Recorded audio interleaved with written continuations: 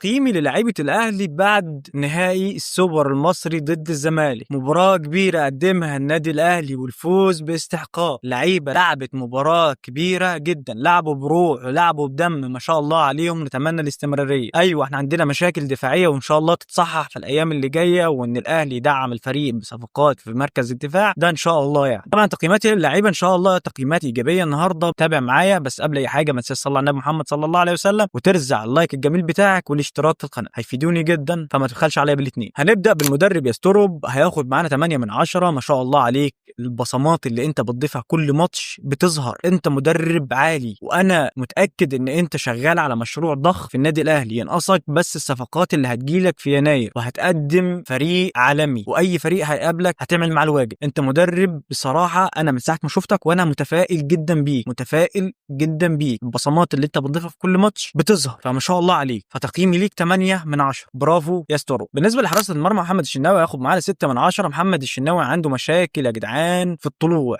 بيطلع كده طلعات غريبه ممكن تلبسنا اجوال، فطلعاتك كارثيه. اتمنى ان انت تصحح اخطائك الفتره الجايه. محمد هاني هياخد معانا 6 من 10. محمد هاني له تاثير في المباراه، ولكن احيانا ما بيبقاش موجود في الادوار الدفاعيه. بالنسبه لياسر ابراهيم هياخد معانا 5 من 10. ياسر رجوله، ولكن انت عندك مشاكل دفاعيه الفتره الاخيره او في الموسم الحالي يا ياسر. نتمنى ان انت تراجع نفسك وتصحح الاخطاء اللي بتحصل معاك. بالنسبه لياسين مرعي، ياسين انت بتسرح قدام وبتلاقي الدنيا فتحت ورا، تغطيه عندك زي الزفت. هنديلك 5 من 10 برضه، ونتمنى ان انت تراجع نفسك في النقط اللي بتفوتك. بالنسبه لكوك انا بنتقدك دايما، لكن المباراه بتاعت النهارده انت قدمت مباراه كبيره حيث الادوار الدفاعيه والادوار الهجوميه. هتاخد معانا 7 من 10. ايوه عندك هفوات في مركز الدفاع، بتسيب الدنيا سداح مداح، بتنفتح خالص الدنيا عندك او في الناحيه بتاعتك، ولكن قدمت مباراه كبيره. برافو، نتمنى الاستمراريه وانك تقدم الافضل من كده. ديانج الدبابه الماليه هياخد معانا 8 من 10. تستاهل 8 من 10. انت كل مباراه بتثبت لنا ان انت رقم واحد في خط الوسط. برافو برافو برافو اليو ديانج. بالنسبه لمروان عطيه افضل لاعب في البطوله، تستحقها. هتاخد معانا 8 من 10 في المباراه بتاعت النهارده يا مروان. برافو، نتمنى الاستمراريه وان انت تقدم اكتر من كده. هننتقل لخط الهجوم. بن شرقي او بن قلبي هياخد معانا 9 من 10. تستاهل بن شرقي، قدمت مباراه كبيره وجبت جول عالمي، دليل ان انت لاعب تقيل ولاعب فورمه ولاعب من الطراز العالي. هتستاهل 9 من 10. برافو عليك، نتمنى الاستمراريه وانك تقدم الافضل. بالنسبه لاحمد السيد زيزو هياخد معانا 10 من 10. ربنا يعوضك يا زيزو في مباراه النهارده، يعني افضل لاعب في المباراه واول بطوله تحصدها مع النادي الاهلي. تريزي جول 8 من 10. جريديشار نتمنى لك السلامه وان شاء الله ترجع اقوى من الاول. هتاخد معانا في مباراه النهارده 5 من 10. تقييمك ضعيف وانت ما قدمتش حاجه في مباراه النهارده. 5 من 10 لاجل الفوز. نتمنى ان انت تراجع نفسك بس كده. دي تقييماتي يا معلم. لو شايف ان انا ببالغ في التقييمات اكتب لي في التعليقات، ولو اول مره تتفرج عليها ما تنساش ترزع اللايك الجميل بتاعك والاشتراك في القناه. بس كده، سلام عليكم.